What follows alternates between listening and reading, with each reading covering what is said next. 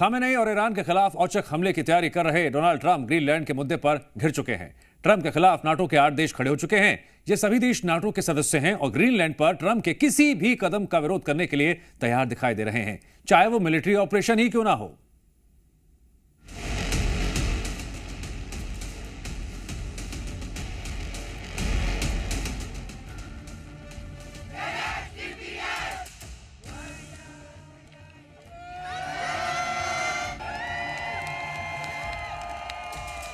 Greenland में America के राष्ट्रपति के खिलाफ जबरदस्त प्रोटेस्ट जैसे कोई चेतावनी हो।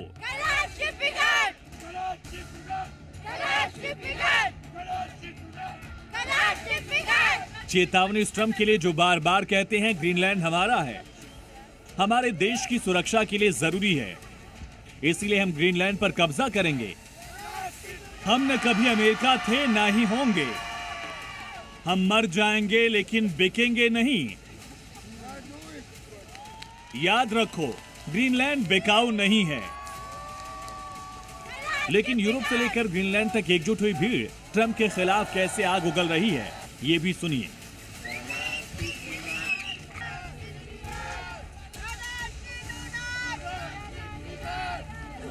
ये सारे बयान ट्रंप के उन बयानों के खिलाफ हैं जिसमें उन्होंने ग्रीनलैंड पर कब्जे की बात कही, लेकिन लोग उसके खिलाफ -2 डिग्री में भी घरों से बाहर निकले।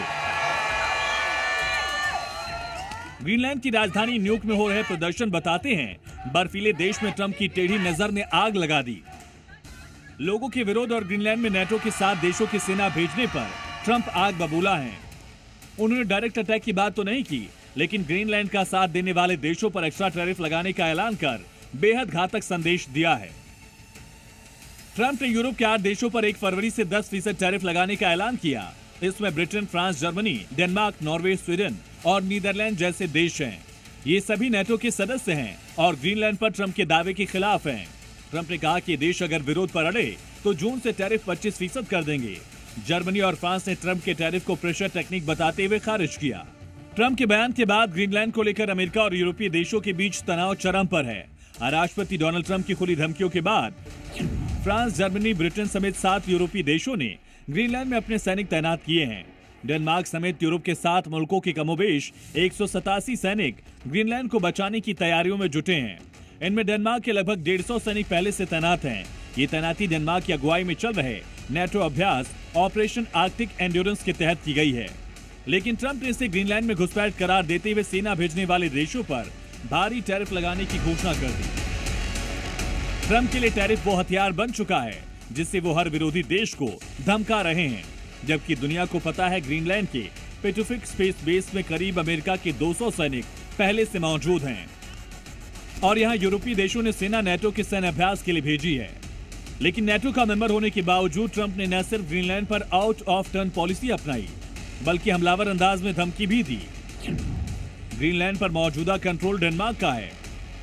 जर्मनी के विदेश मंत्रालय ने तो यहां तक कह दिया कि वो क्षेत्र में सुरक्षा सुनिश्चित करने और डेनमार्क का समर्थन करने के लिए 13 लोगों की एक टीम भेजेगा।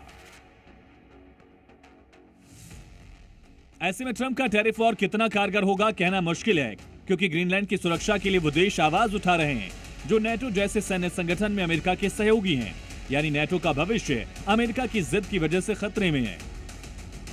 अगर ग्रीनलैंड पर ट्रंप पीछे नहीं हटे तो मुमकिन है कि एक सैन्य संगठन के तौर पर नेटो बिखर जाए। ब्यूरो रिपोर्ट, जी मीडिया।